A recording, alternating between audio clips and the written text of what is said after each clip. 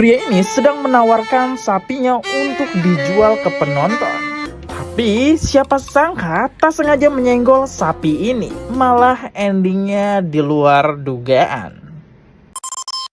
Kalau menurut kamu kucing ini lucu, klik like dan subscribe-nya. Dan aku minta waktunya 3 detik saja untuk kalian komentar amin dan tambahkan emot hati biar malaikat mencatat amal baik kalian. Klik tombol share, siapa tahu ada yang mau mengadopsi kucing ini.